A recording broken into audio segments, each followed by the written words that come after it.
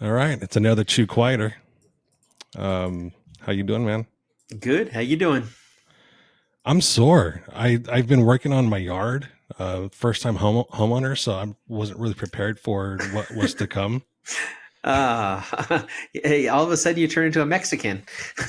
I wasn't expecting this type of culture shock. Oh yeah, it's a huge culture shock. Let's see. I'm on house number 4 or 5 now, and I had 20 years of being a Mexican.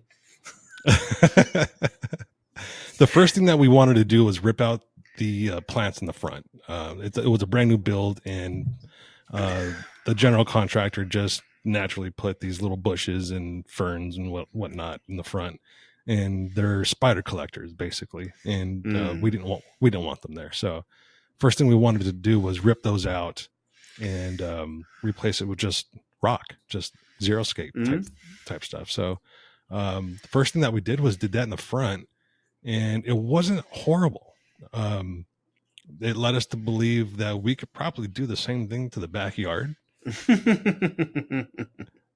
The front lawn, we ordered a half cubic yard of rock, and it was That's perfect. That's all we needed, okay. and which isn't too much. It's about a bucket full of from a loader, right? Yes, a small bucket. So typically, two buckets gives you the cubic foot. Yeah. So we want now to start working on the backyard, and we put in a fence. And once we put the fence in, we're like, okay, let's make it pretty, and let's line the fence with rock and the house with rock. So we put what they call Alabama Sunset Mini Rock. They almost look like jelly bellies. They're kind of cool. Hmm. But we lined the house on the backside with it 2 foot wide, and on the fence line. And now Okay. we want to put the sod. So, God, we try to find someone to do it for us. We try to find a Mexican to do the damn thing for us, and we couldn't find one. There were no Mexicans to be found in my area to do the landscaping that we needed. All the landscapers that are in my area just do simple grass mowing and edging, that sort of thing. So we wanted to put edging with the rock, Hmm. and we're kind of on a time crunch with the sod because it's you have to do it at the right time. So the wife and I decided, let's just do it ourselves. Oh, famous last words. Yeah. And it was fine at first because there wasn't too much to do. The edging was a no dig edging, and we put that down, and then we ordered the rock, and we realized that's a lot of rock. Yeah. We're like, okay, that's five yards worth of rock, 5 cubic yards worth of rock. So it gets here, and it gets here, and he unloads it. And I'm like, wow, that's a lot of rock. He's like, yeah, I'll be right back for the second load. I was like, oh fuck, I think I might have ordered too much. And so it took the wife and I about a full day and a half to move rock from the front driveway to the backyard in a just a wheelbarrow. So Yeah, that sounds about right. yeah, it was okay. So my knees are shot. Throughout all the years of playing sports, throughout all the years of running up mountains with the camera, my knees are shot. My back is shot. My shoulders are shot. So Hmm. doing all this manual labor, I wanted to shoot myself. Yes, that'll happen to you. And I like to say it gets easier, but it didn't. It's never gotten easier. First house, let's see, I was 32, 33 when we bought our first house, and it wasn't so bad. I'd get up and be sore the next day and could go to work and be okay. Now I do that much work, and 3 days later, I'm sitting walking crooked and looking for a Mm-hmm. cane and trying to find a wheelchair, and it's nuts. And then and then someone's dumb idea to move on to an acre property. I don't know who thought of that. It's stupid. And it's dirt, so all of a sudden we move in. There's dirt just blowing everywhere. So I was like, all right, we'll just throw rock down. Well, I think I'm 280 tons of rock Oh my God. that we've put down in this property to keep the dust down. That's insane. Yeah. Luckily, the tractor's been around, so the tractor makes life easy for sure. But still, there's only so much that the tractor will spread before you have to go out there and shovel and rake and smooth it out yourself. Well, how much is compacted over time? Oh yeah. And then I just put another 20 tons on the driveway because we're getting a little settlement on the driveway for everyone driving up and parking on the side driveway. So I have a concrete driveway that goes into the garages, and then on the side of that, I have it's a quarter minus gravel that's on the side driveway that goes into the RV gate. So my daughter parks her Jeep on there. My other daughter parks her car in there. Guests all come in and park on that side. Usually the trailer parks there or the trucks are on there. So it just gets used a lot, and it compacted down about 2 inches lower than the driveway when I was out there about 2 months ago. So I ordered another 20 tons and spread it out, and just to get it back up the line. So that's 3 years. That's good to know, because I was going to add another 2 feet to my driveway width-wise, so I can park my truck on that side. Mm-hmm. And I was going to just do the pea gravel.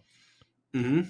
And then I thought about it. I was like, well, it's already kind of low on that side. I'm sure over time it's just going to keep getting lower. So I started to get estimates for just pouring concrete.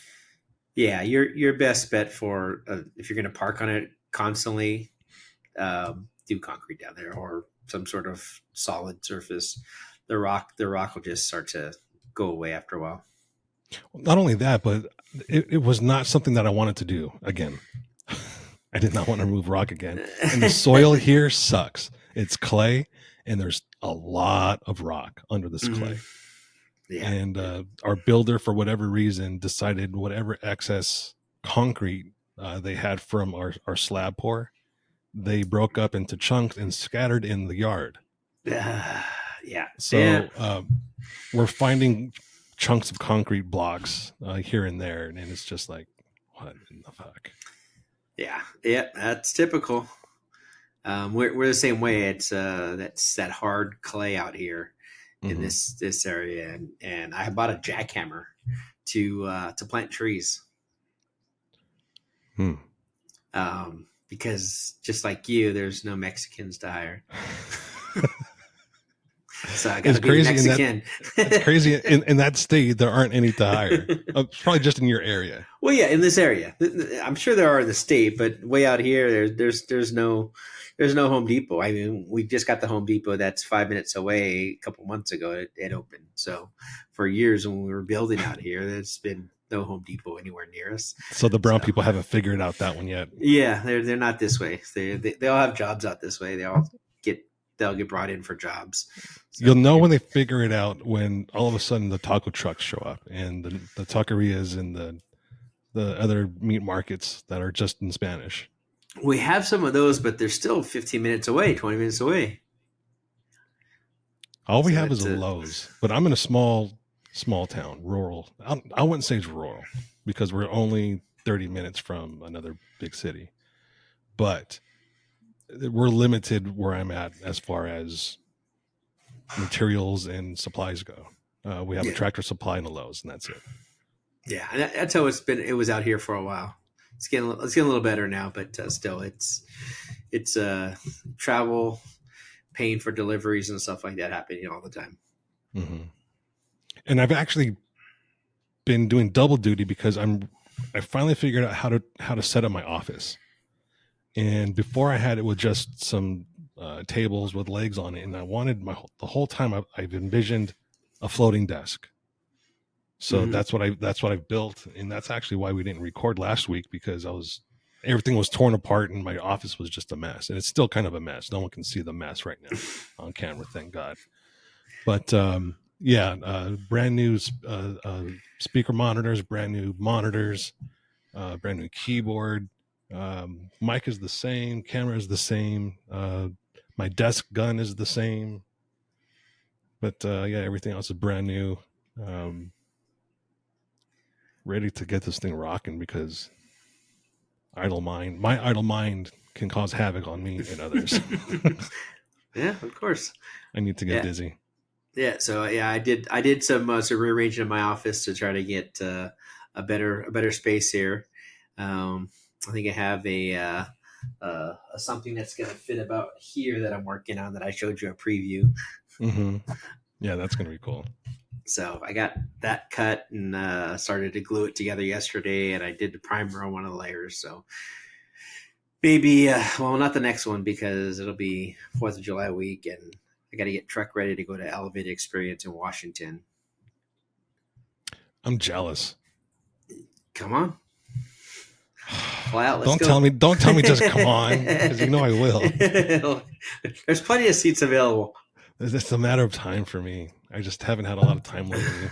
Yeah, I have yeah. The thing that really sucks is I have tons of vacation time for work, and it's just racking up every week. My vacation time is just accumulating, and I don't have anything planned to use it, which really sucks. But you got a new house, so it'll be used for that. Yeah.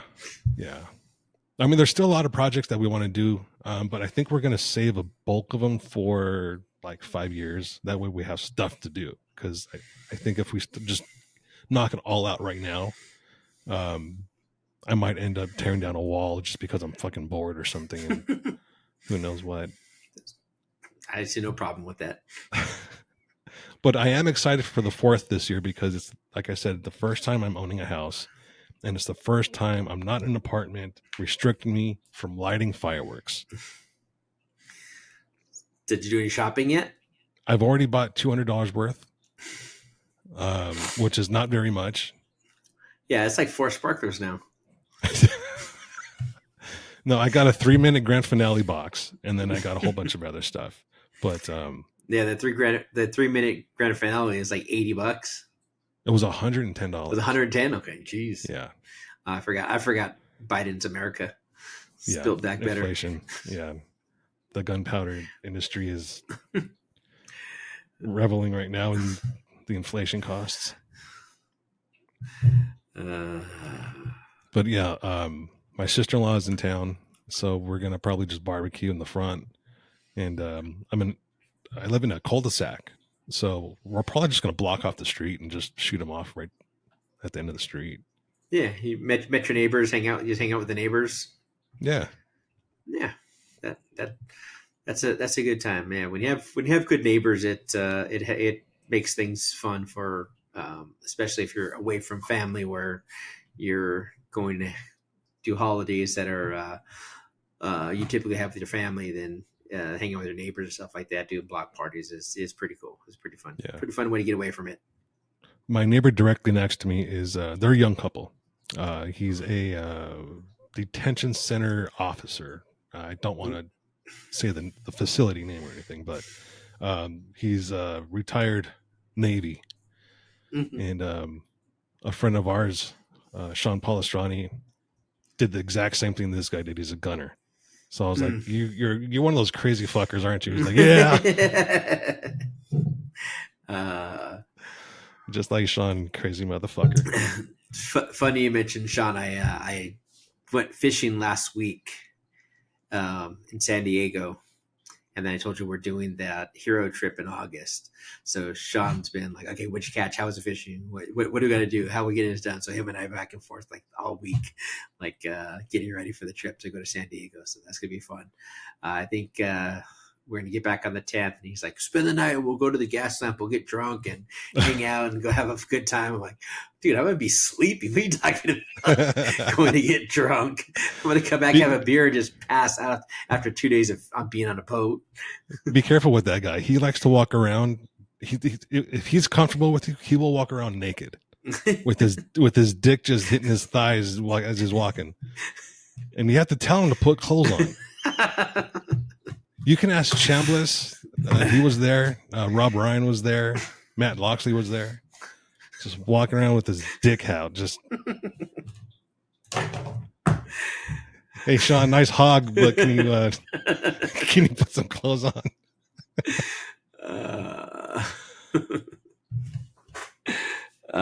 This will be fun. Yeah.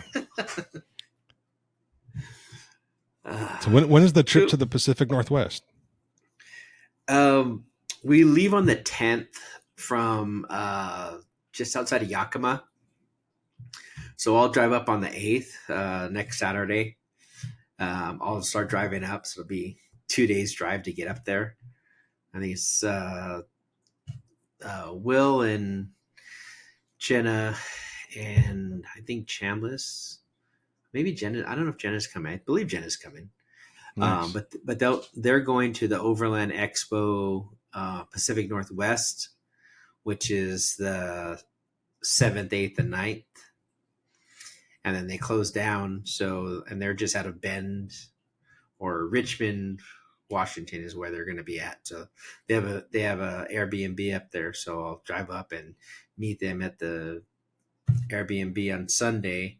Monday we'll get up, drive 3 hours to Yakima, and then start filming and doing the Elephant Experience then. Nice. We'll get back to that, but really quick, did you see what happened with Airbnb lately? No. They're losing money hand over fist. Like 47% profits are down. No.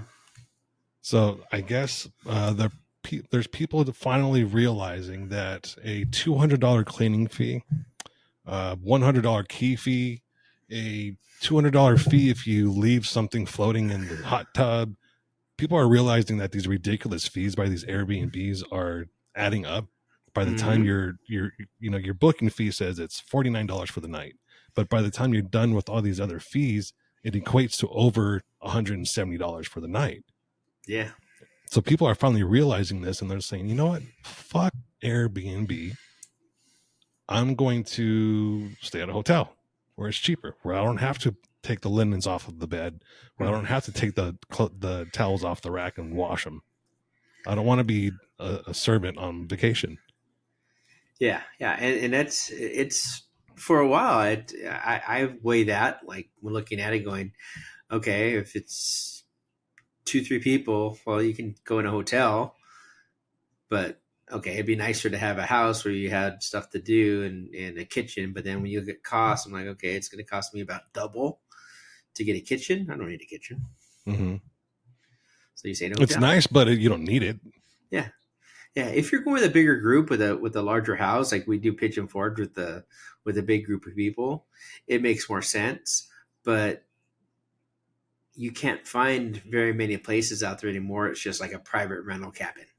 They're all through an agency, and even if you're not going through Airbnb or VRBO or Vacasa or one of those apps, the fees are still there. Like it's like ridiculous. Like, come on. I think the house had a $250 cleaning fee last year. Like they came and cleaned for all of 40 minutes. So yeah, it's crazy. But yeah, I can definitely see people starting to get smart and wanting to change how they're doing things. And I think more of the private rentals are going to come back, hopefully a little cheaper, a little more reasonably cost. See, if we just kept around the penny saver, we wouldn't have this issue. Yeah, I know. Penny saver and Craigslist went down, and everything else goes behind it. But let's get back to the expedition really quick. How did it all start? Like, I know it was just something that Chambliss kind of wanted to. He just wanted to take a trip, right? And then it just kind of evolved into what it is now. Yeah, so we had been talking about for probably 2-3 years doing some sort of trip with us. I think JP tried to do one with a trip to South Dakota that was more of like a field trip type of thing, and then more of these off-road field trips and stuff like that started to happen. So it was beginning of the year last year. Will and Chambliss were like, all right, we're going to do this. We're going to start going for this. And get on this, and they put it together. And um, it's funny is that, okay, you got to come, telling me. I'm like, well, why do I have to come? I'm not part of a company. I'm not part of anything. No, you just have to come. You got to come and be part of this movie and be part of the experience, whatever. So I'm like, okay. So he came over. Then I was like shuttling around the media guys, and the truck was like slingshotting media guys, and it was kind of the central place for all the media stuff that happened, chargers and batteries and stuff like that happened to be stored in my truck. So it was just like the truck would just take off, come back, take off, come back, take off, come back, and then just so we get people in the media side in place for the video. So Chase truck. Yeah, chase truck, camera chase truck. Yep. Yeah. So the video from the first year went live last week before last, and Will was saying that they have about 21,000 views in about a week. Yeah, so check it out on YouTube, The Elevated Experience. It's a cool video. It's not super long. Really cool about the adventure that we took in Colorado last year. We started in Moab, drove into Colorado, all on back roads. The trail that leaves Moab that goes into the back to the western end of Colorado, into a little farm town. Then into Ouray, Silverton, Telluride, and then back out to Montrose area for the day, and then when we ended up somewhere outside of Grand Junction at the end of the trip. That was the funny thing is, when I first heard about that trip, Travis asked me if I was available to film it. And I was just wrapping up another trip where I was filming in the same damn area. We started in, oh God, I can't remember now. Old person brain. But it was in Colorado. We started in Colorado and then moved our way down south into Moab. Reversal of kind of what you guys did. Okay. But cool. It looked like you guys had more fun than I did. Who'd you go with? Johan Cardenas. Okay. From Go So Mammoth. it was just filming for his company stuff? Yeah. Great people, really nice people, fun group. It was just, a majority of them were newbies. And I didn't feel some of these people should have, this shouldn't have been their first trail. Some of these trails, like Black Bear. Yeah. Oh yeah. If you were in Black Bear Pass, I mean, you should be kind of seasoned. It can be fun, but if you're not prepared for it, or you have any aversion to heights, it can be a shit starter. Yeah. So what ended up happening was I had to put the camera down and drive down a few people's rigs on some obstacles on Black Bear. I also had to walk someone down the trail because they couldn't drive it down. So it was a little frustrating for me just because I'm used to filming events and people that are more experienced. Mm-hmm. I had to really bite my tongue a lot and not express my frustration because I'm on a job. So like I said, all the participants were troopers. For a lot of them being the first time out like that, I commend them for doing it. I mean, it's not easy to overcome that fear. I mean, we saw on American Crawlers, Travis and Will. Oh, they're seasoned, and that took a lot out of them mentally. And neither one of them like heights. So yeah. So you get on that loop, and it'll mess with your head if you have an aversion to heights. Mm-hmm. I'm kind of lucky. I don't have that. If I get on a building and I walk to the side and I look over, I can get a little queasy here and there, but it's nothing that's terrifying and chilling my spine and make me want to turn around and go away. I just like, oh, that was weird. Okay, Yeah. let's try that again. Yeah. So like same for me. If we're on top of the world and I look over the edge, I get that butterfly feeling. And I'm like, Mhm. okay, that's enough. I saw what I needed to see. I'll walk away. If I'm in Yeah. a tall building, I used to work on the 20th floor in the skyscraper, or what, I don't know if that's considered a skyscraper, but it was the 20th floor in a high rise. And In just looking Denver, down, yeah, when I lived in in Denver. a city that has a lot of wind, Yeah. so the building does this constantly. So looking down even from there would kind of give me the little swirlies. Hmm.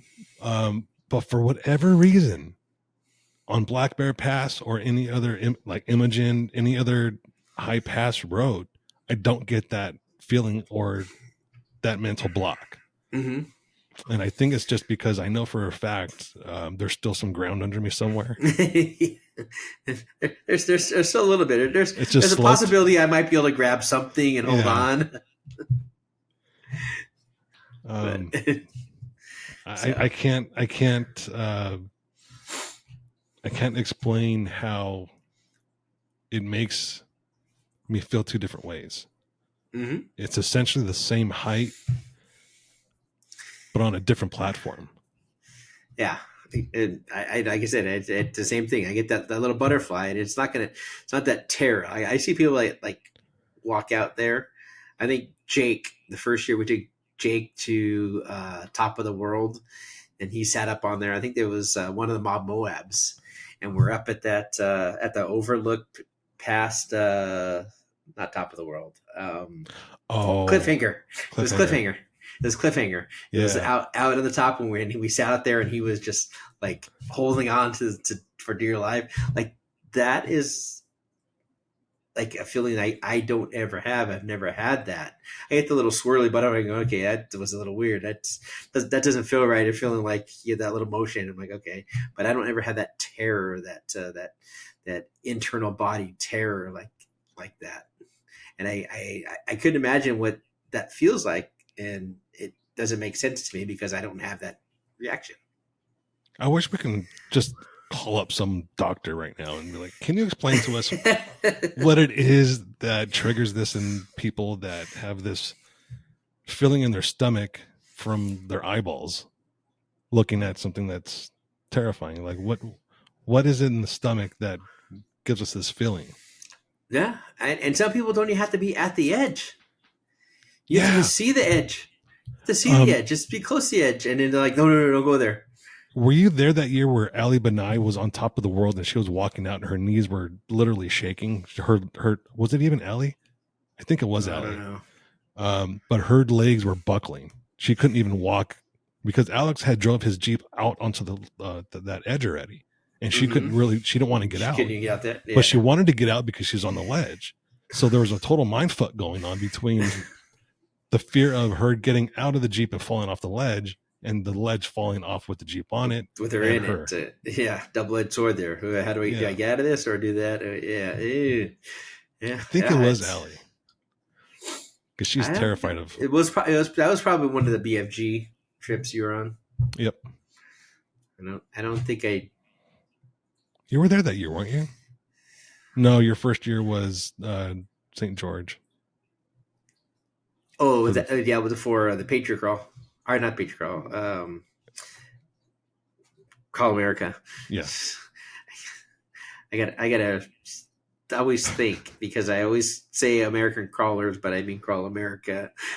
There's so many... Patriot Crawl, and Patriot Crawl wraps in there somehow, and like okay. That's the one thing about the off-road industry that I've really become of really just cringe worthy of is all the unoriginality that's based in it. Every event is a Jeep jam or fest. It's either a jam or a fest. Can't you think of something else? An invasion. I mean, invasion's cool. That's the only one that I've seen that's different, and that's cool. I give them the props.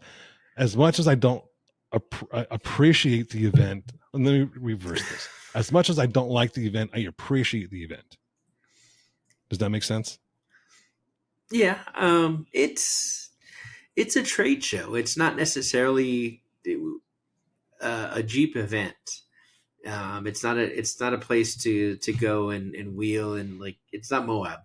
And Mhm. I think we get used to having something like Moab become like, okay, that's what it has to be, a week of wheeling and then 2 days of a show, and that's what an event should be. But um, there's no wheeling there. It's all in town, and the draw is at especially Smoky Mountain, is that you're in Pigeon Forge. You're right in the middle of everything. Dollywood's down there. All of the entertainment that is at your fingertips there.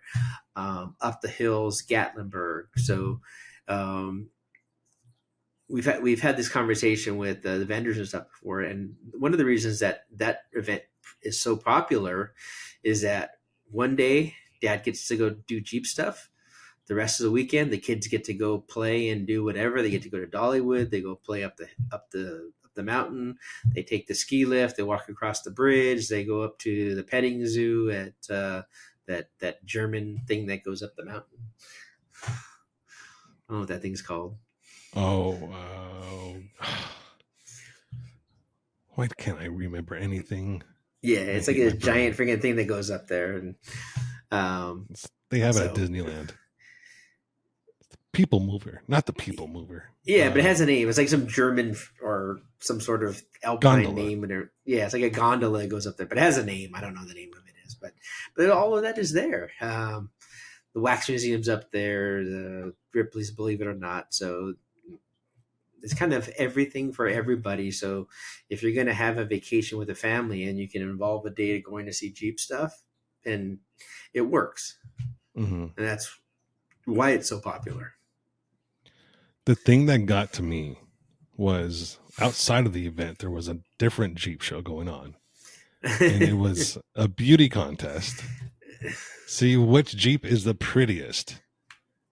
And the Jeep that was the prettiest had the most ducks on it. And I was just like, this is fucking gross. Like, okay, I think the one that was being gagaed over the most had probably every single page from the Quadratech catalog. And it was considered to be the nicest one there, without these people realizing, A, it doesn't have quality parts, and B, none of them are functional. But it looks good. But it looks good. It's pretty. It's got all the lipstick you can have. It's got all the lights you can have. 4 shovels. 4 shovels. No lockers. Everything you need for an adventure, except for the adventure. Yeah, and his tires are the best because those are the tires that those are the only tires that he's ever had, and those are the best tires. Yeah. And ARB is the best, despite all the lines that he's broken, filling up his tires.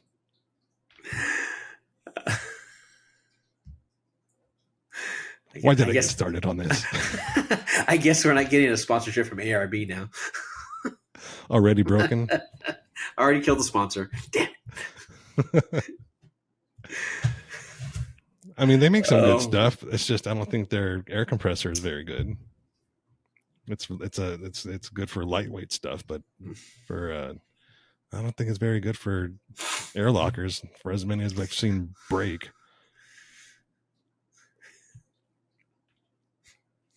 Shout out to ARB.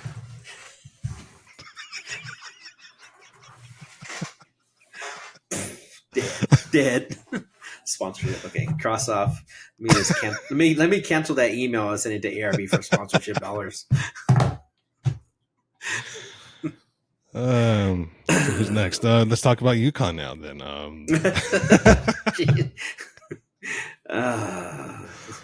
Shout out to UConn. I have nothing bad to say about them. So I have this nice Orca glass that has a little whale tail on the top. It's actually pretty cool. Got this at the last Elevated Experience. Nice. Pretty cool. Was he giving those away? Yeah, we had orchids in a bunch of different type cups to give to the participants. Nice. Okay, maybe I really did make a mistake not going. Yeah, we got some cool stuff. So yeah, I'm looking forward to it again this year. Pacific Northwest, gonna be fun. 5 days through Washington. Smaller group this time, so we're gonna actually have more of the experience side of it. Nice. I'm been mad searching, trying to find a two-piece fishing pole to take with me. Well, all my fishing poles are one piece, and I have to pack a little smaller because I'm sleeping in the truck. Mhm. I gotta take my spare in the truck. And I'm like, shit. And all the gear and stuff that goes with it. So I'm just like, okay, my fishing pole is gonna break in the back. I'm not taking one of my good poles, so I'm trying to go find a crappy two-piece pole to use for this trip. Who else is going? Who else is going? So Will's taking his Bronco. Chambliss is taking his Raptor. Me and the Ram. Tanner from Rockside is bringing the red Gladiator, I believe. Tanner. Jose will be doing the filming again. Nice. Josh.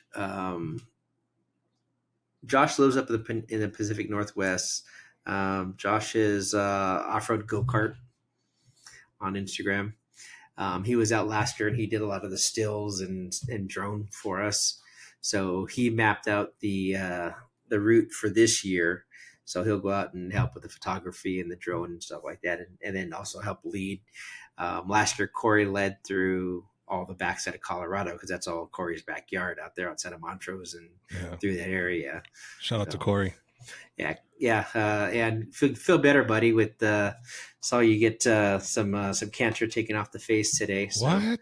Yeah, he has skin cancer up in between his oh no, in his forehead here, and he got it taken off. So he's got this big old cut out of here that he's got to recover from. So luckily he got it. Hopefully they get it all taken care of and get the recovery and cut it out, recover, and go on with your day. But it's just that reminder that take care of your body.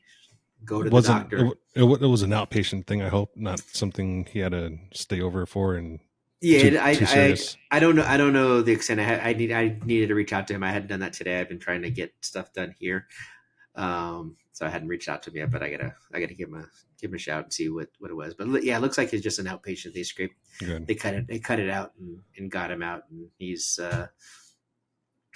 hopefully getting to recovery and get there. But he's like a freaking encyclopedia for all of the stuff out there in that region of Colorado.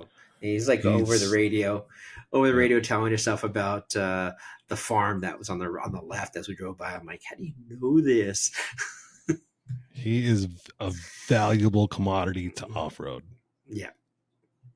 And I say commodity because he is so many things. He's a friend to many. He's a historian. He's in my mind, the guy is almost a legend. I mean, he's been around for a long time. Metal, obviously everyone knows him as the Metal Cloak RTI ramp operator. But he's way more than that. Yep. He's an ambassador to so many companies. He's a steward of the land. The guy is just an awesome guy. Yeah, and in previous to Metal Cloak, he worked with other off-road companies, so he has a history of knowing and being there in different capacities throughout his career and through life, and even before going to off-road, like his stories of being in business life through Ouray and that area, just going on the real estate side and working that for years. It's like it's created all this knowledge that kind of combines itself together, because we go to the city to relax and do stuff, but then we go on the road and he's kind of got like all this mixed up knowledge in there that it's like, first of all, how do you remember it? He remembers because he loves it. He remembers because he loves it. It's just like someone that collect baseball cards back in the day. that's how they remembered all these stats, is because they love baseball so much. They love this card, this baseball player. Oh my God, Ken Griffey Jr. 1989 upper deck card. The back of it said he's got 30 home runs, 92 RBIs. But I mean, that's just how he is. He's passionate about what he does.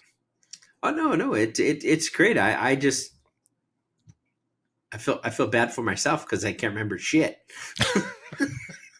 Neither can I. And I love stuff, and I'm like, I don't remember that. No, I don't remember. I'm like, yeah, shit. I know I love this. What did I do with that? How did I do this before? What did I do with this? Can't remember. So, but I think good for you, Corey. yeah, I think the key to you guys having a successful trip though is having those locals. I think that is going to be key for just about anyone that puts together an event where there is traversing different areas. Even when we went to South Dakota, we had a local, Josh Huntley. Josh Huntley is a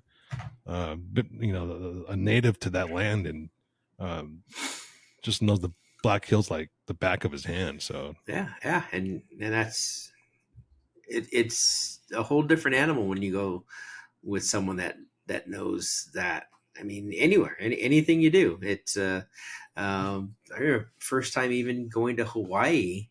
I went on a business trip, but I was gone for a long time, and one of the reps for the company that I was going to help was in Hawaii all the time, and that was like his love was the island. So he took us always like back road places. I mean, he taught us things and foods and activities and stuff that aren't really on part of the tourist side of it, but it's made the trip so much better to have that insight and someone that knew that much about it and could kind of guide you through it. I mean, we walk up and down streets, we walk down hallways and went into elevators that no one even knew was an elevator, and went up to this place and just hung out in this bar. I'm like, just like a place to go do. And then it's like, yeah, all the tourists head out and they close off about this time, but then wait about a half an hour and then this starts, and it's just like this. That stuff, like that inside stuff, is very helpful. Yeah, it makes things way better to go out and have some experience with you. Well, if I know you guys already have a crew for filming, but if Jose, something happens with Jose, just give me a shout for the next one. I'll make myself available because I'm done being jealous.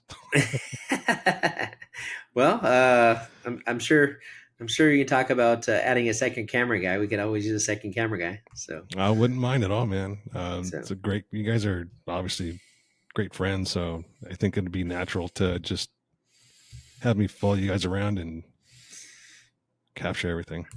Yeah, just different perspective. I mean, if you watch the video, you can see where the drone comes in, and you see the difference in the eye from what Josh sees and what Josh considers to be cool, because Josh is really at the heart of an off-roader and photographer.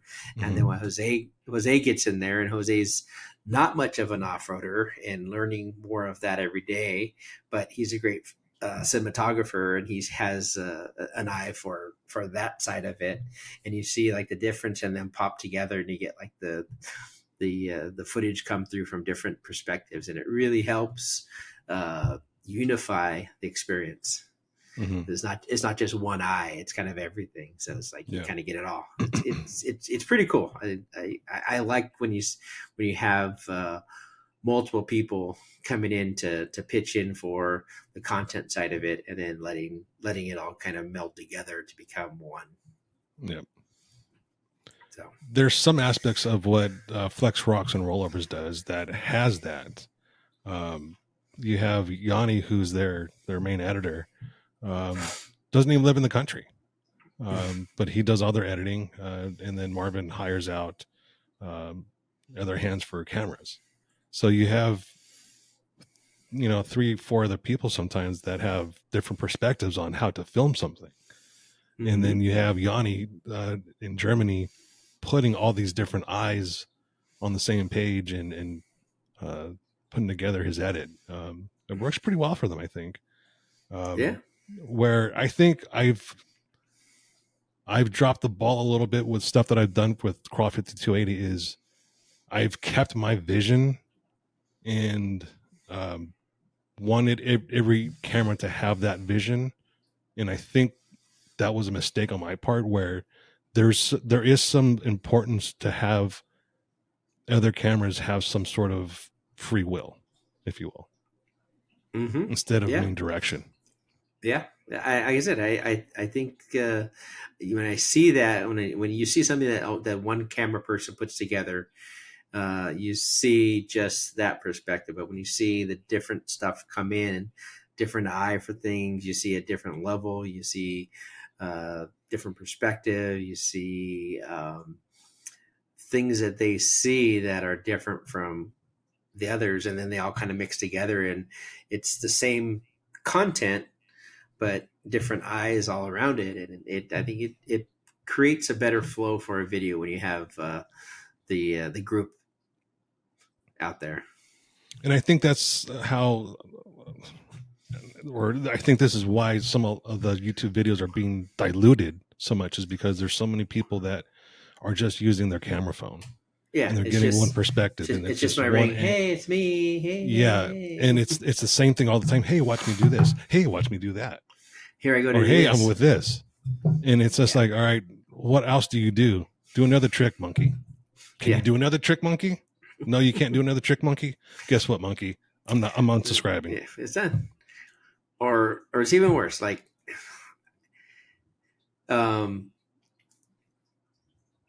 you get someone sending like a little quick video. I think Tanner sends me a video in Messenger here and there, and then another guy, another buddy, Tom Grego, sends me some stuff, and sometimes they're very different videos, but it's the same thing. I'm like, wait a minute. I go, this person just did this, so there's no creativity anywhere. Yeah, it's like there's like one song that everyone uses. I'm like, and it's. Come on. There's no creativity. How many beadlock install videos does the goddamn world need? It's all become so vapid. It's become narcissistic. I mean, mine's better. And I say this as we're podcasting here, but it's not because we're reaching out for money or anything. It's just because we're bored and this is what we're doing. But these people are seriously trying. They're big. Smash that subscribe button. You know, it's like, okay, no, I'm not smashing a subscribe button just because I want to figure out how to sous vide the steak. You know, everyone is copying everyone. Yeah, and there's no originality to content. It's just someone finds a song and all of a sudden everyone's going to use it. Yeah, it's like they all talk to each other. Like, okay, here, this is a song we're using this week. I got into an argument once with a YouTuber, and he called me a YouTuber because I was on YouTube, and I'm like, don't call me a YouTuber. I'm not a YouTuber. I think I know this YouTuber. And I said, I have a job.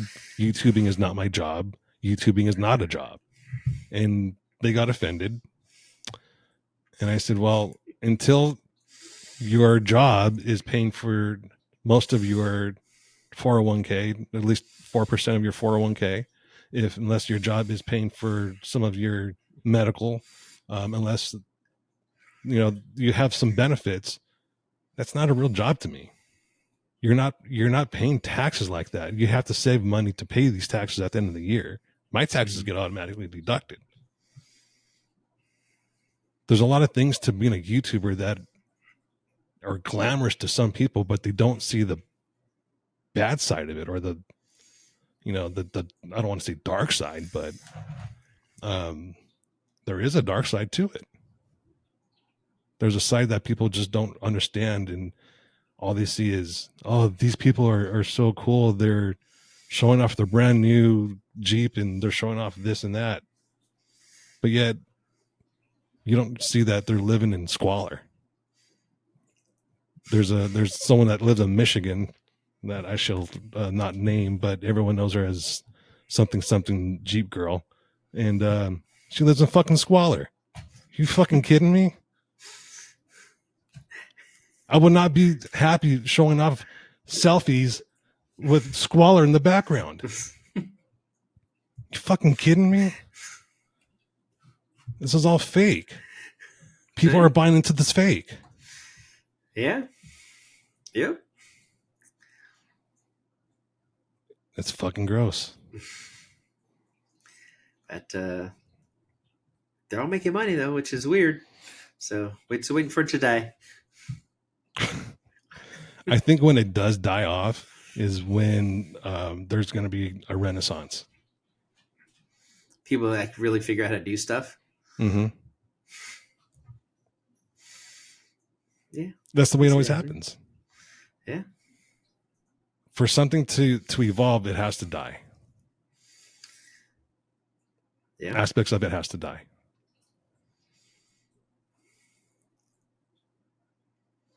And I think the government's going to help. Yeah. Especially a lot of local governments pushing out off-roading like Moab. Yeah. It's they're making it quite clear they don't want us there, and then they're taking a little piece because of this group, but it's like, so we'll see what the next few years brings. It's more and more like I don't want to go downtown. I don't want to be anywhere in town. It's just to just stay outside, just stay away. Yeah. And drive in for Gilberto's and those burritos are so good. And they're priced just right too. Yeah. And then right there in the little cooler next to it, you got your carrot juice and your other Mexican Cokes, and a little bar over there you got your carrots in a baggie with vinegar sauce and jalapeno and all your sides, and you get everything goodness. There. It's all you need.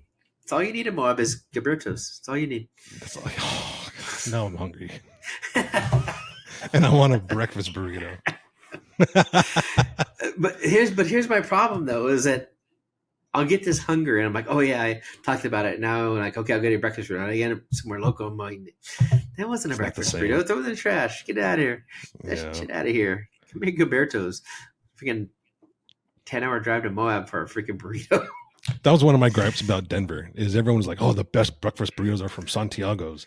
So I went to Santiago's, and it was a flour tortilla smothered with green chili and I don't know what the hell else was in it, and something with egg. And I've seen Taco Bell burritos bigger than these. I was like, how can you claim this is the best breakfast burrito when it doesn't have anything in it? Was it good at least? No. Oh. And then I found this place called Rico's Burritos. Let me tell you about Rico. The first one that I ordered, it had 5 strips of bacon, 3 links of sausage, 4 eggs. Damn. Probably a good handful of shredded cheese. And it was a big tortilla. And he held this thing with 2 hands and not just one. That is a breakfast burrito, my friends. Yeah. When it's breakfast and lunch. Yeah, is the best one. When you eat half of it, you roll it back up, you throw it in the ice chest, and then when everyone goes out to get ready for lunch, you go pull it out of the ice chest, you let it sit on the dashboard for about a half an hour as you get to the end of that trail, and it warms up a little bit. You eat the rest of it for lunch, and that's your meal for the day until you get to dinner for $7. Yes. Yeah. Man. And now I think I'm gonna have to make a quick trip somewhere. They have direct flights to Moab now. Oh, jeez. So what about now? Like by you. So, okay, let's go even by you. Like, where do you have to go for a good breakfast burrito? At least I have decent breakfast burritos here. I can go get. So I have to drive 20 minutes to get a good breakfast burrito. I can get a shit one around the corner, but a good one, 20 minutes. For as many Mexican restaurants as there are where I live, they're all shitty. And I haven't found a good breakfast place yet that has a breakfast burrito. So I've been going to Sonic. If I if I that's can't how get bad. good, I might as well just get shit and pay nothing for it. Yeah. But if I wanted a really good one, I'd have to probably go about 30 minutes out into Murfreesboro. Into Murfreesboro, okay. Yeah. Which is sad because there's so many Mexicans that live in the city. And I think they're pasture throughers.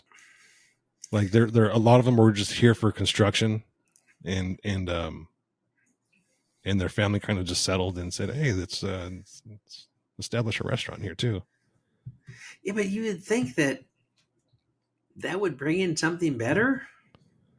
I don't know, man. It's like maybe it's not terrible? Mexican food. Maybe it's Guatemalan and they just call it Guatemalan. Mexican. It could be Guatemalan. They call it Mexican food. I had no idea. Just call it Guatemalan food then. Guatemalan has some decent food on their own. Yeah, but this isn't this.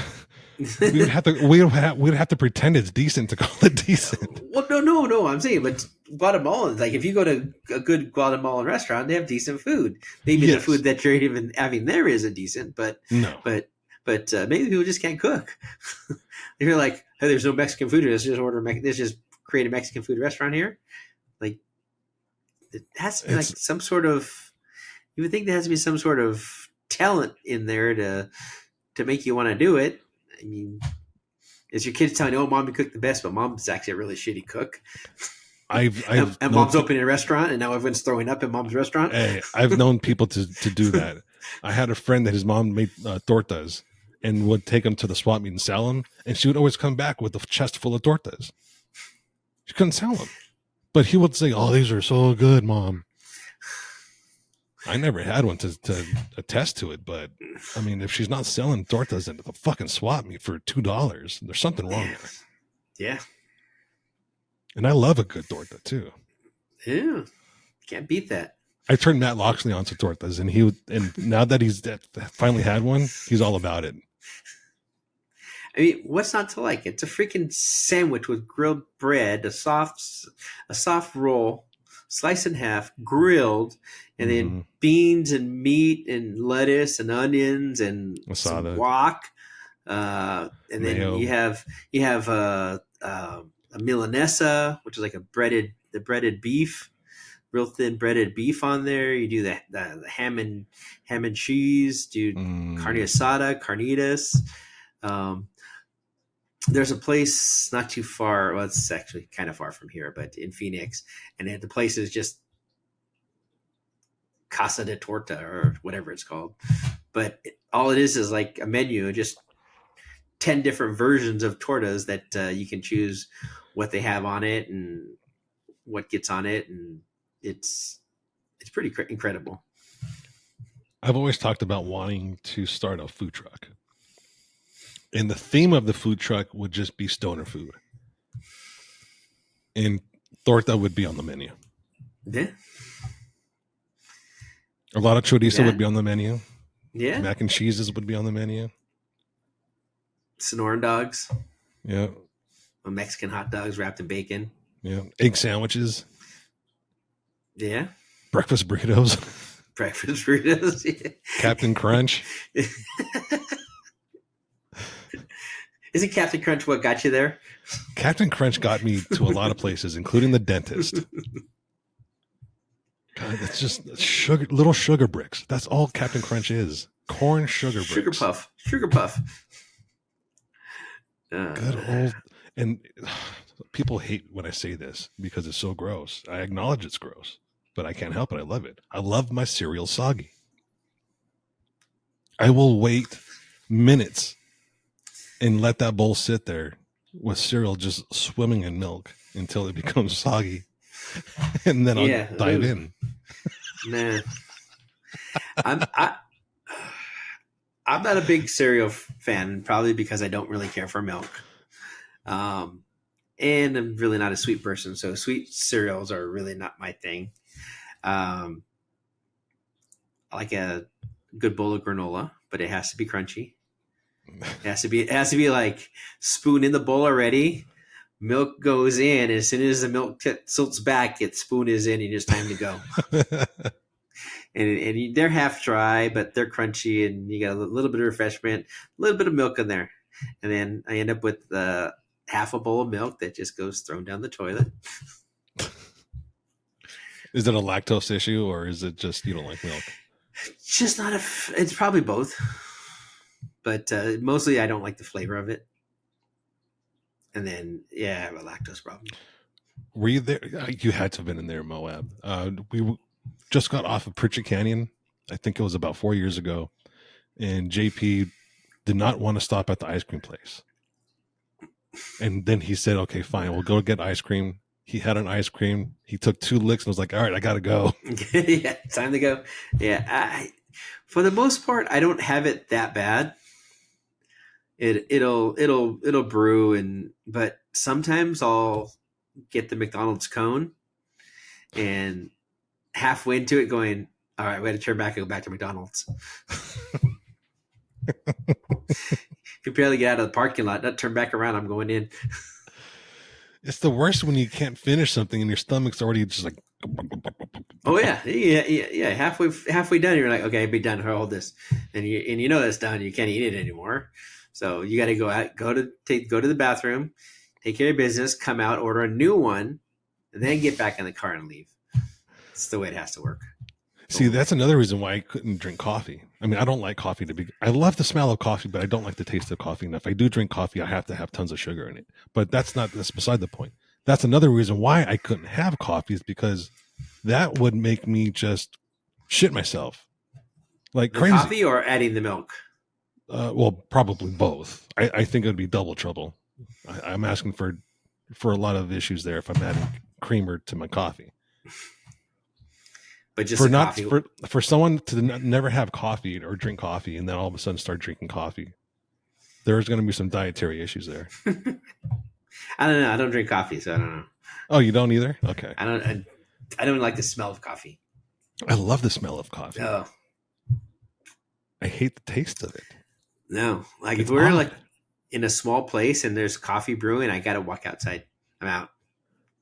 Even going to like a roaster, smelling the beans roast. Ooh. I love that smell. No, we have a local olive oil pressing company here, the Olive Mill, and they have a coffee roaster inside, just a little station. And when they're roasting coffee in there, it's like I got to be on the opposite side of the building. Wow, it's one of the best smells that I've ever had. 2, I'll give you 2, because one was a childhood memory. The first one, I'll tell you, is when I moved to Denver. Jolly Rancher was still in business, and their factory was not far from where I lived, and I would have to pass their factory on the way to work, and you would smell the different flavors of the day, like apple, sour apple, watermelon. Yeah, and it, oh God, it was so wonderful. So, what was a favorite? The beef jerky factory as a kid. There was a beef jerky factory. Yeah, off Hadley Boulevard in Whittier. There used to be a beef jerky factory before that area became gentrified and Starbucksified. There used to be a beef jerky factory, and as a kid, we would just ride our bikes everywhere, obviously, and we would pass this beef jerky factory, and we always made it a point on the way back to stop and get free samples because they always had free samples in their lobby. Was it a small place? The main office was very, very small. There was always the same receptionist. She let me and the kids just walk in and grab some samples and leave. They had no issues with it at all. But I don't remember it being small, the actual building. And it might just be because I was a kid and everything back then was big to me. But were they packaging it, or was it like just a local? It was a production facility. Company. It was a production facility. Okay. Yeah. Yeah, I think that was one of the last places in Whittier that was actually slaughtering beef. Oh, really? Yeah. It was about, I would say, a good half a mile to a quarter mile from Whittier High School in Uptown Whittier. This would have been, they closed down just before 1989-ish. I don't even know. In fact, it was right now I'm lurking now.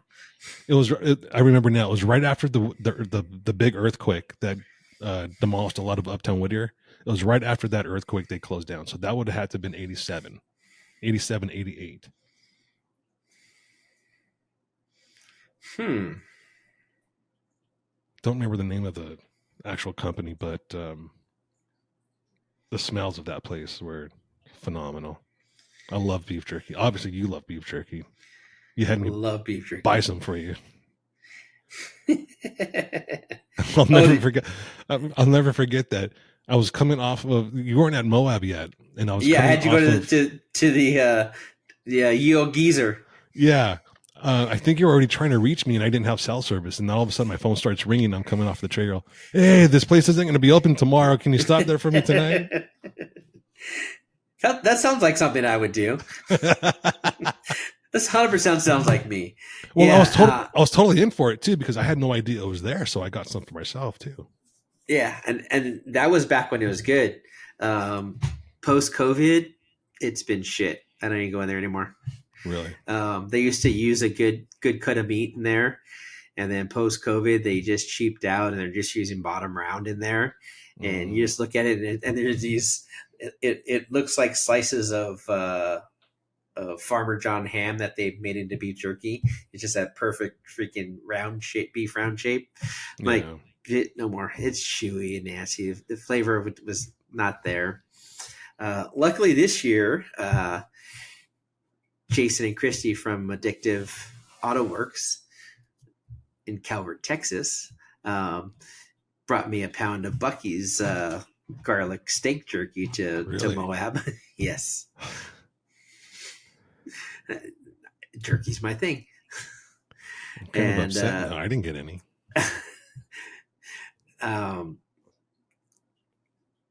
Yeah, usually across the country, it's like I'm stopping at Bucky's and there's going to be a couple packets of jerky in the fridge as I go across the country. So I don't have to stop for a lunch. I can just have like some jerky for lunch. They're building a Bucky's about 15 miles away from you right now. Yeah. Yep. They're getting a lot more out in Tennessee. I'm excited for it. Yeah, that's going to be. I've never been to one. I've only heard.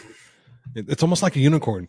I've only heard of this thing, this mythical place, this mythical thing. I've only heard of it. I've never seen one. I've seen the hats. I've seen the T-shirts, and that's what I'm getting when I first get there. I'm grabbing a fucking Bucky's T-shirt. Well, I'm wearing my T-shirt. Yeah, there's one. They built another one. Going between Nashville and. I think it's in Crossville. Yeah, it's in Crossville. Halfway between Nashville and Pigeon Forge. And Pigeon Forge, yeah. But what's the other town up there? Why am I drawing a blank? Jeez. Oak Ridge? Yeah, no, the other one. That's the other city where there's Tennessee's a lot of cities over there. It's the big city. Knoxville? On that side of town. Knoxville. Jeez. I'm trying to Knoxville and I'm a jackass.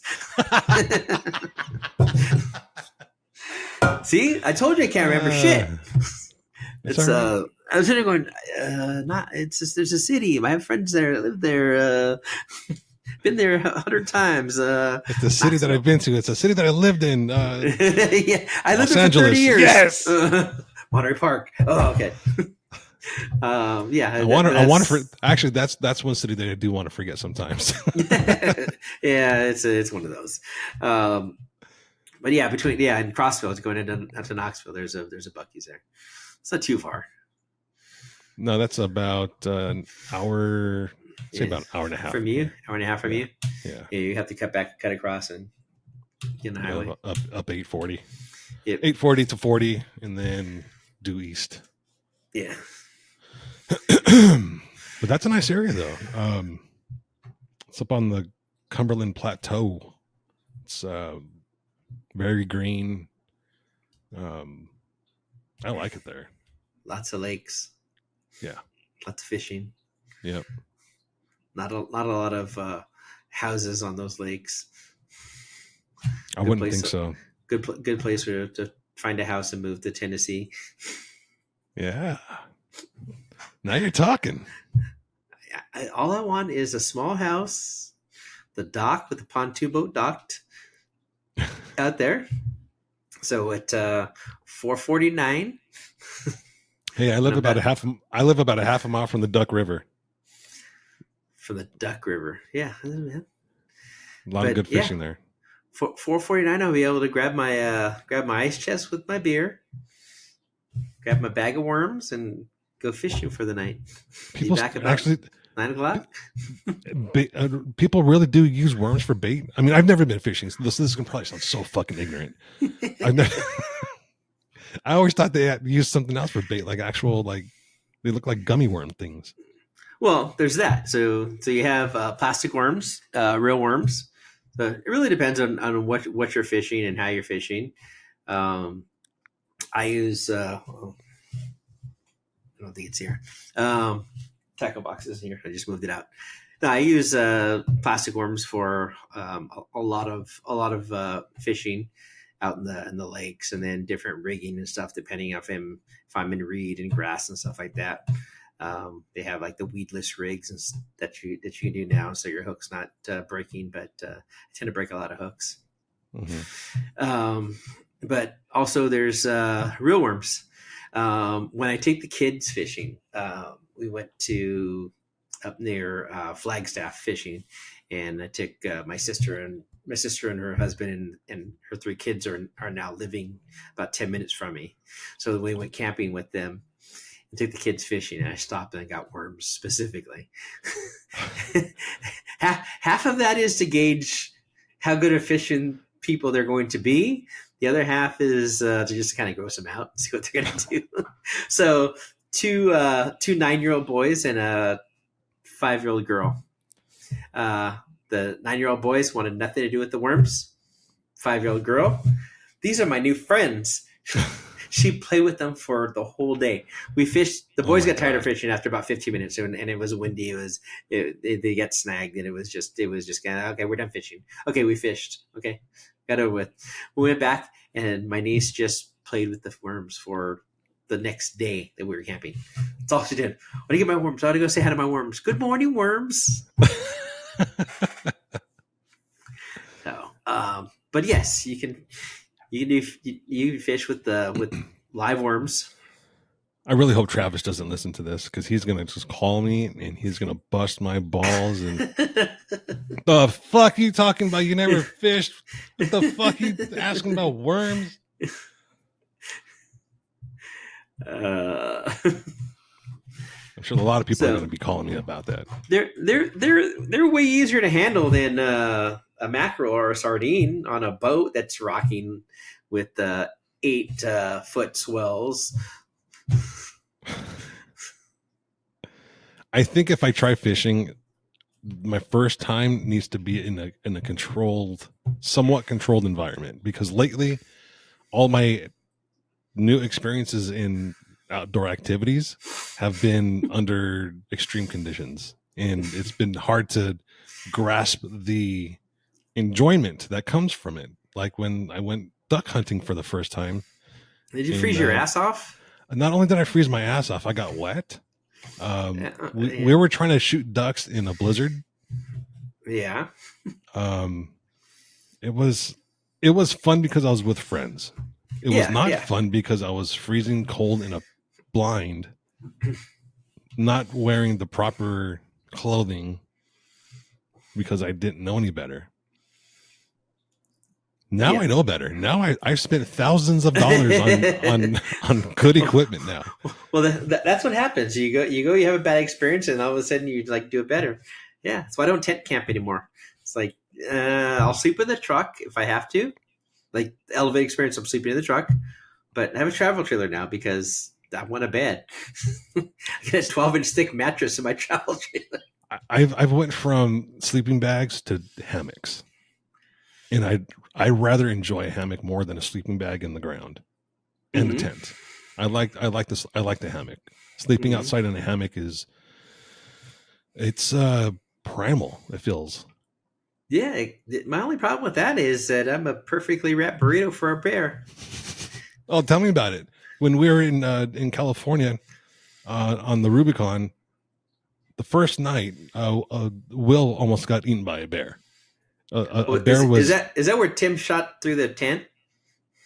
yes, it was that weekend or that week. Yeah, that was on Fordyce, Oh, no, Fortnite. and Yeah. and that's when I was closest to the bear in my hammock, and I started screaming bear, bear, and then the shot through the tent. Yeah, Uh, I wouldn't have shot through the tent, but it's not my tent. they make patches. It's fine.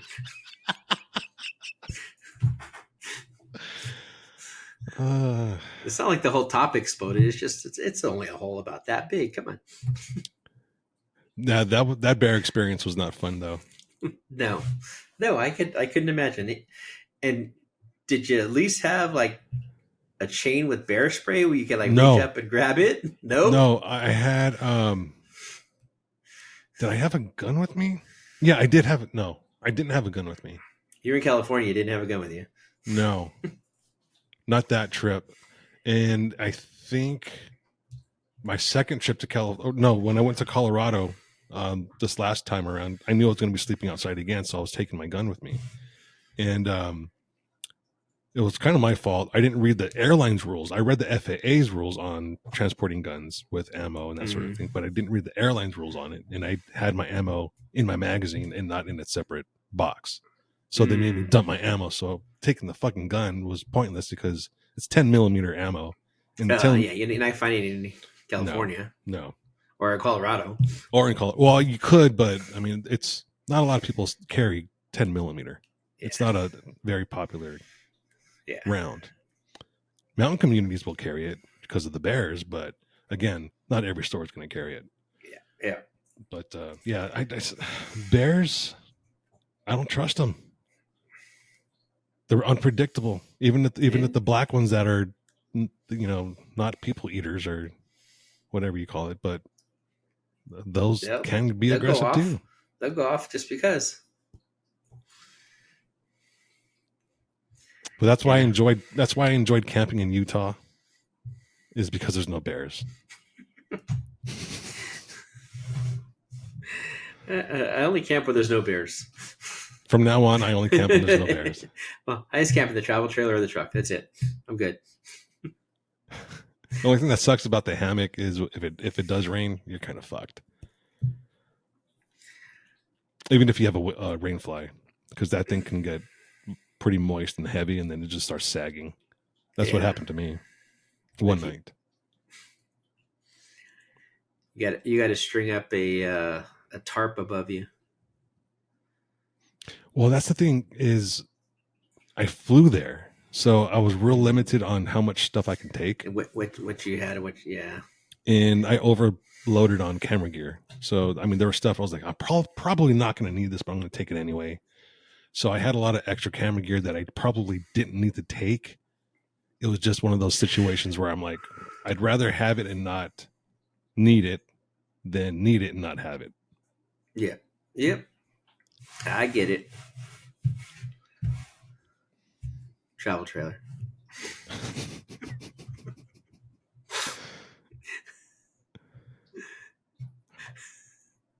Or just get a truck long enough with the bed that you can just sleep in that.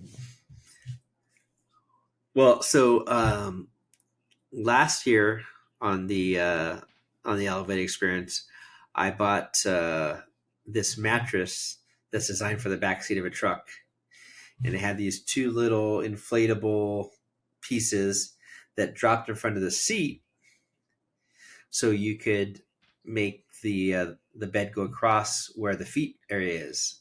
So it's supposed to create a deck across the seats. Well, they showed it, and I'm like, oh, it looks pretty cool. But I didn't pay attention to the fact that there's a little Asian girl that weighed about 90 pounds, and I weigh a couple more pounds than that. So I'd roll into there and just go into the hole. So I'm like, all right, well, this sucks. So halfway in the middle of the night, I'm like reconfiguring the bed. I'm pulling these things out, and then in my truck, there's a fold flat underneath the seat. So the seat folds up, and then it has a deck that folds flat. I'm like, why didn't I think of this? So I put the mattress down there. Well, as I'm putting it back into position, there's bolts that come up in the middle of the Oh seats no. or a bracket, and it just grabbed the side of the mattress and went.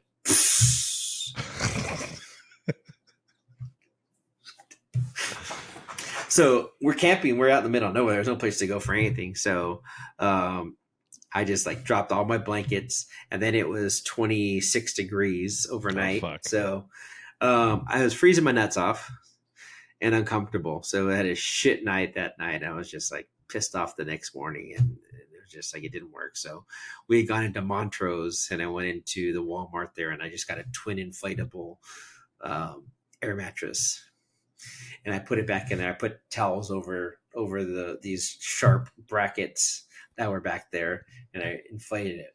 But when I inflated it, I went to go open the door, and the door just goes poof, because it was wider than the tree. So it just created this thing. So I had to deflate it, slam the door, and then go in and try to inflate it from whatever corner I can get into it. And then you can't open the door. You got to crawl over through the seats. Hey, did you happen to see that little tiny town next to that Montrose Walmart? It's like a replica old Western town, but it's miniature size. It's like 1/4 scale. It's actually kind of cool. I don't think we did. Is it behind the Walmart? No, it is. I want to say it was. I want to say it was about northwest of it. No, we didn't do that. Now I'm about to go see this now. All right, Corey, cool. Jesse, coming to see you.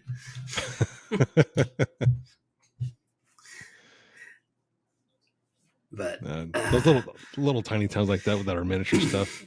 I don't know. I'm a sucker for westerns, so anything like that's gonna grab me and pull me in. Well, it's why I love Ouray. It's like this old Western town there's some wooden sidewalks and these old Western type bars with the big old bars with the mirrors all the way back across there. I just imagine some gunfight happened in there, and cowboys just step up and 2 whiskey. That's why I like Deadwood. Deadwood was really cool. A lot of it's not original because that town has had so many fires. They've had to rebuild, I think, 3 or 4 times. But the original thoroughfare is original, and it's still brick. That's where I learned the reason why so many towns in old Western cities are so wide is because the horse and wagon had to have the ability to turn around on that street. Turn around and... So they made them extra wide so that they can do that. Makes sense. That's why in Ouray, that's that wide. That street is super wide. Well, now it's just a road now. It's not dirt. When you go down like to Tombstone, Tombstone is that original Western town. It has the wooden sidewalks, old stuff on there, but it's so touristy now. It's not even fun anymore. Like 30 years ago, it was really cool. 10 years ago, it was. What the hell's going on? Surfboard just fell over.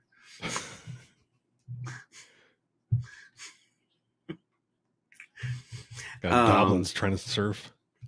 Apparently.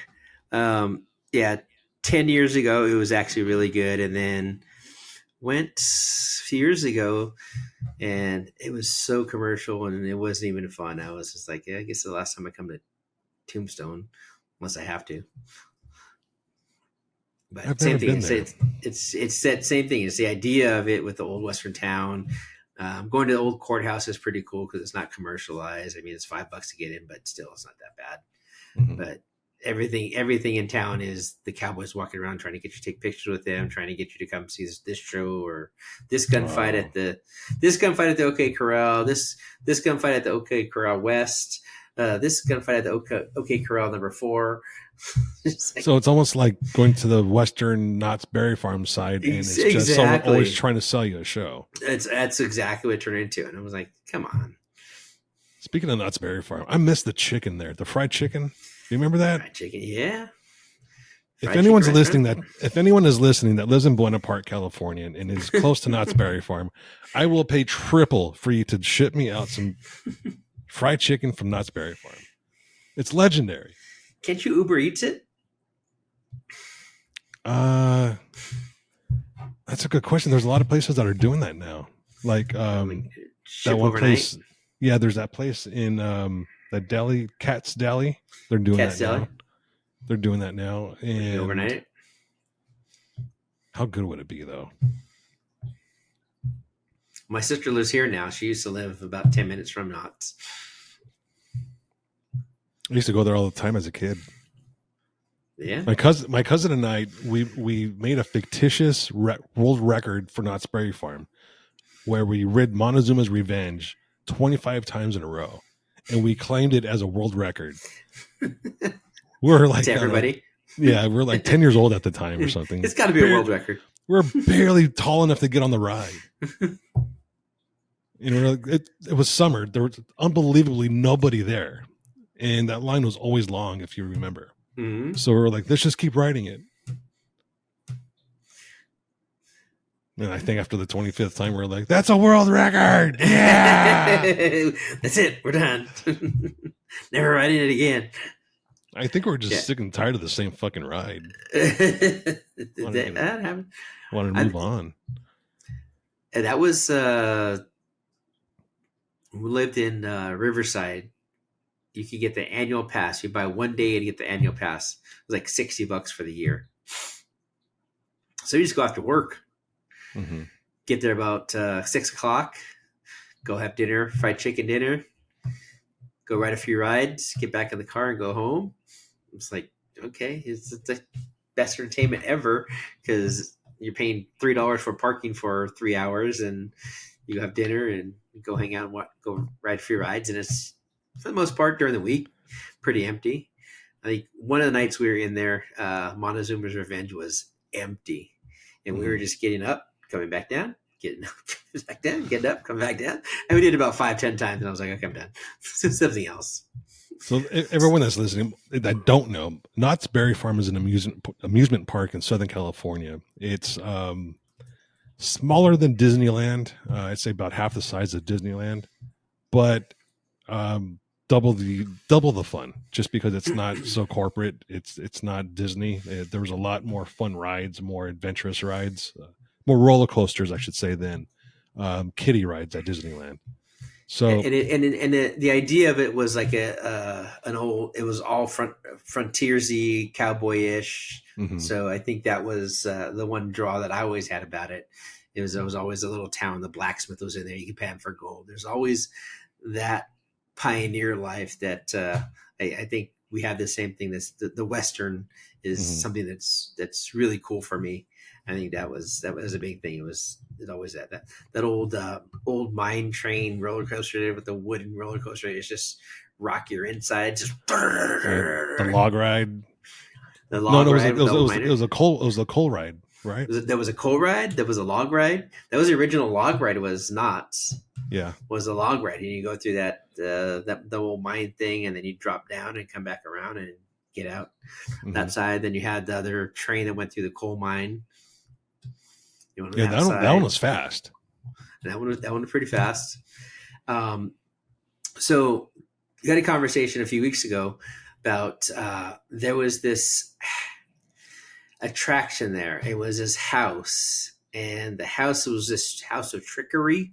Oh, and you walk in. Do you remember that? You walk in and they had things were sideways, and they had someone standing like here and the other side here, but the illusion was they were the same height, but they came together, and the guy's like this much taller than the lady, and it was, you could roll a ball this way, it would go. So it was always this house of trickery, and it's gone now. It's been gone for probably 20 years. It's been gone, but it was like, how cool would it be, like something like that, like nowadays, to do that? Yeah. Knott's Berry Farm was probably, in my imagination, way better than Disneyland as a kid, because my parents would drop us off. It was $10 to get in or something like that. It was way cheaper than Disneyland, way cheaper, and still is. And so they would drop us off, give us $10 to get in, $20 in our pocket for the day for food, which lasted all day. I mean, you can back then $20 would go for a long time in Knott's Berry Farm, and they would pick us up around 7-8 o'clock at night, and we would be there all day, just running amok. Not really getting into trouble, because you couldn't really get into trouble there. You're too busy having fun. No, I mean, you're meeting a lot of girls and stuff. I met a lot of girls there. You want to go on a ride? Let's go on that slow ride that's dark. the dinosaur one. The dinosaur ride, yeah. and then the ones that you don't like, you take them on the Bigfoot Rapids, getting wet, getting stuff at you. Yeah. Or take them into Camp Snoopy. You take them into Camp Snoopy, you go on those slow little rides, and you get to know them a little bit. And then you take them into the dinosaur ride where it's dark. Then you come out with your stinky fingers. Stinky pinky. Oh my God. I'm so glad I don't have any daughters. Yeah, I'm so glad I don't live anywhere near Knott's Berry Farm.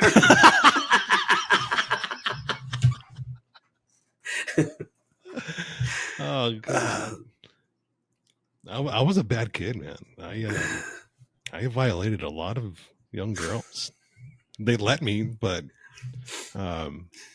yeah, there was back then. Yes, man. Yes. Yeah. So it was a numbers game. The more girls that you try to go out with or hook up with, the better chances you had. Because there was no internet. Every girl you had to try to get with, because that might be the last chance you get in a while, because how else are you going to meet a girl unless you're out and about? Mm-hmm. And if you're out and about, that's the best time to do it. And you don't want a girl from the neighborhood, because you know all the girls from the neighborhood. You know all the guys from the neighborhood. And you know all the girls that have been with all the guys from the neighborhood. Yeah. So I pass on that one. Knott's Berry Farm was the fun place to meet young girls. That was for me the nightclub of my junior high days. Oh, speaking of nightclubs, they had K-Rave. Remember that? K-Rave? In the 90s, mid-90s, they started having raves there. They used to have a club, Club K or something like that it was called. And Knott's Berry Farm actually had a club in it. I think around 10 o'clock at night, it would there was a portion of the park that would shut down, and it would be a club. And then during a few summers in the mid to late 90s, they had actual raves in Knott's Berry Farm. And I think they call them K-Raves or something. I don't recall. I remember going to the all-night parties, the haunted parties and stuff like that, where you go in at like 10 p.m. after everyone got kicked out. Yeah, Knott's Scary Farm. Daytime, Knott's Scary Farm, and then they did maybe it's just Knott's Scary Farm. It was just like you'd go in at like 10, 11 o'clock, and you'd go to like 5, 6 in the morning. Mm-hmm. Yeah, they had actors as monsters, and they transformed it into mazes and different. I actually got kicked out of there one year because I got scared shitless. So I was running a corner that I was going to get on a ride, and they had this netting, and one of the actors is dressed up as a monster was behind this netting, and totally didn't see it, and he all of a sudden just. And my first instinct was just to turn around and close a fist and hit him. And I did. And my friend was like, "What are you doing? You know, like, you shouldn't be doing that." I was like, "Oh, fuck, I'm in trouble." And that's when I was like, I'm sorry. Don't kick me out." They still kicked me out. Yeah, you're done. I'm sure that happens a lot, though. Oh, yeah. People get escorted all the time. Even Universal did that. Halloween, whatever they called theirs too. They did that. Universal. It was all night, going at night and go to the morning. But yeah, that one was bad because all it was people walking around selling you these shots for like $1. You're just getting hammered the whole night, and then it's like you're in Universal City and you got to drive all the way back home. Was it on City Walk or was it in the actual? Well, it was park? it was pre City Walk. No, it was in the park. Oh, Yeah. Before City Walk, like us old people, there was no City Walk. City Walk is new. That's for you new people. I only went to City Walk twice. I was not impressed by it. Yeah. No, it's just a mall. I mean, It's like the block. It's like downtown Disney. Yeah, That's all it is. It just happens to be in front of it. So now you're fighting for mall parking and amusement park parking up in the top of a hill. It has very little parking anyway. So it's just dumb. But yeah. Do you remember going to the Del Amo Plaza in Torrance? Did you ever go there? Yeah. The Del Amo Mall? Mm-hmm. Yeah. That was for me. They had the Ferris with the big Ferris wheel. Yeah. That was for me the Compton swap meet of malls. Oh, that was after. Yeah. It was later. So like in the 70s when it was first built, that used to be like they had the carousel in there, and other they still had it rides in there. Yeah, it was still there. But when that was there, that was like come on to the Del Amo Mall. It was all this stuff that was happening, not just the mall.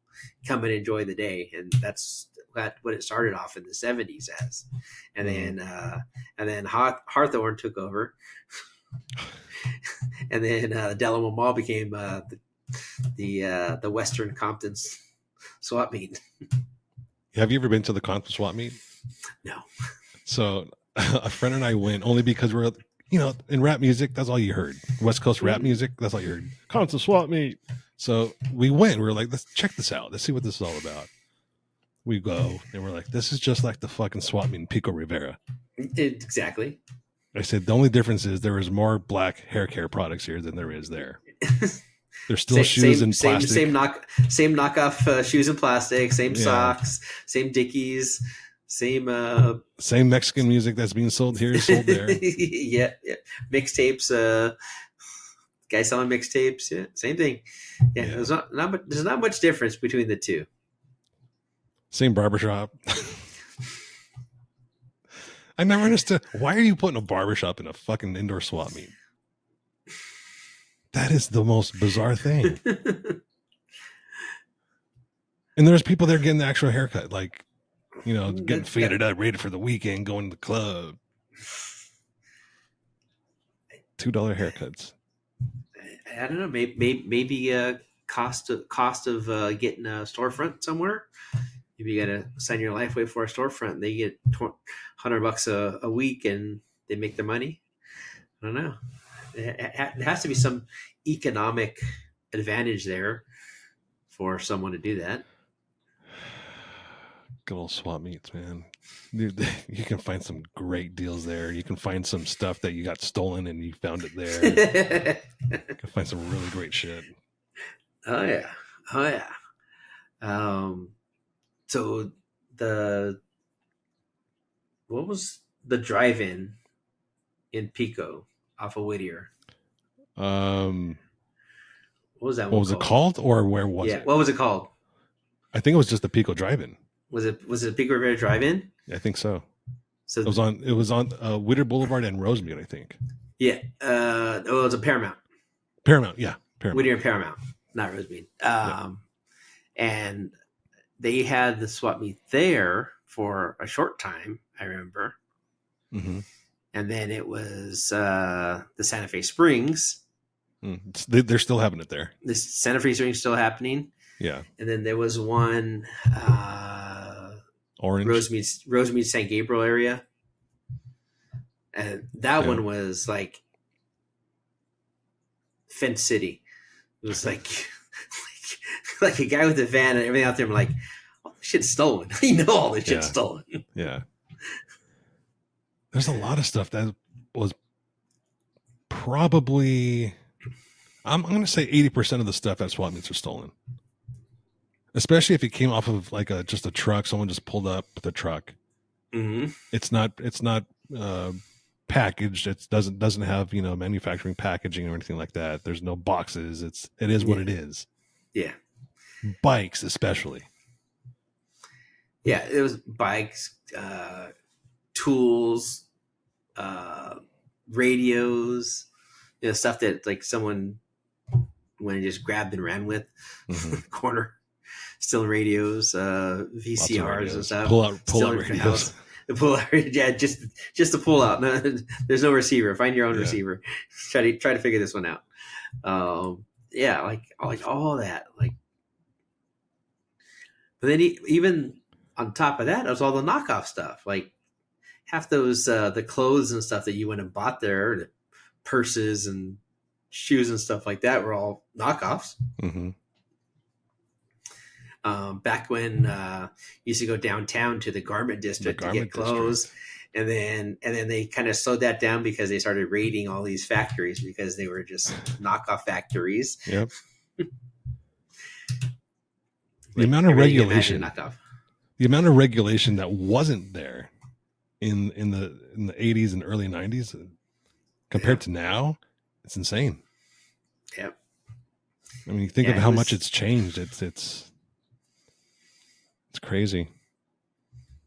Yeah, I mean, so much. I mean, now it's like, okay, well, you're gonna add a tag with a hologram on it, or some sort of digital stamp on things now that you just couldn't have back then. It was not cost effective. Now it's all, just throw it on there. Well, now we got people on Facebook just ripping off designs from the internet and putting them on cups and selling them as cups. It's like, fuck. One of these days, someone's going to see from these companies is going to see their design stolen on a cup that you made. Seeing that you're selling them for $9.99, and they're going to show you a lesson. They're going to make an example out of you. Yeah, at some point, there's so many of them. I mean, we go to there's a local car show here once a year, and there's a lady that sells these cups, and she has all these designs, and there's corporate logos on there. There's corporate logos that they've changed to make funny. But a lot of corporate logos that are still intact going, there's no licensing for that. I think people hear about the parody law. You can do some sort of things and call it parody, but they don't understand how much of the design you have to change. But the parody is fine because you're making the change. But I mean, like I said, there's some that are just straight on, hey, that's a corporate logo. Yeah, I know just a straight ripoff. Yeah, it's a straight logo. There's no parody to it. That's a Jack Daniels logo. Yeah, I'm sure that if the Jack Daniels Corporation was here, they'd be ripping this out of your possession. It's just like SEMA. It's like SEMA that one year when someone went into that Chinese booth and just started taking shit. Actually, it was the feds, wasn't it? Yeah, they went and escorted the people out. They took everything out, and then it was just an empty booth there in the middle of SEMA. Yeah, I thought it was for some reason I thought it was like the actual company, but I remember now it was the feds. No, it was someone going in because it was all counterfeit and all knockoff stuff, and they went and they escorted the people out and grabbed all the crap and escorted all of it out with it. That's crazy. I can't imagine just being that fucking ignorant, or it's ballsy. It's not ignorant. It's or ballsy. just being that obtuse. It's just straight ballsy. You're like, well, yeah, let them catch me. That's all they say. Just let them catch me. But they spend so much time and effort and energy to make something different. Change it a little bit. Make something different. They don't know how. Right? It's easier for them to just scam people. Different. People suck. Yep. All right, man. I think we're gonna call it. I got a steak to grill. My wife is out of town not out of town. She's in Nashville for the night visiting her sister. But while she's gone, I'm grilling a steak. All right. I think I might be hitting some tuna. Tuna? Like steak tuna or actual from a can? Like tuna? No, steak tuna from the fishing trip I just did. Okay, good. Good. I No, love tuna like steaks. fresh tuna, I love fresh tuna tuna steaks. steak. Yeah, I got I pulled in about a 20-pound bluefin and brought it home and cut it all up and processed it here. And the house smelled like tuna for like 2 days, and smelled like Mm, the ocean for like 2 days. And everyone gave me shit for it, but you mm. know what? When you're eating that tuna, you're gonna be freaking going, okay, it's all right. What are you making it with? I don't know yet. I'm gonna go in there and see what's even in there. I I saw had a I, I real hadn't planned this out. I saw a really good mayo pesto sauce on a show, and they did put it on a tuna steak, and it looked really good. Tuna, Okay. tuna, swordfish, shark, probably my rank up there with actual beef steak with me. Mm-hmm. Yep. Yeah. People don't understand how good shark is. No, shark is really good. In any, but it has to be clean and fresh. That's the thing, is that people are get a bad piece of something and then like, oh, that I'll never eat that again. It was terrible. But I mean, it can be cooked wrong. It can just be old. It could be processed wrong. It could just be a bad fish.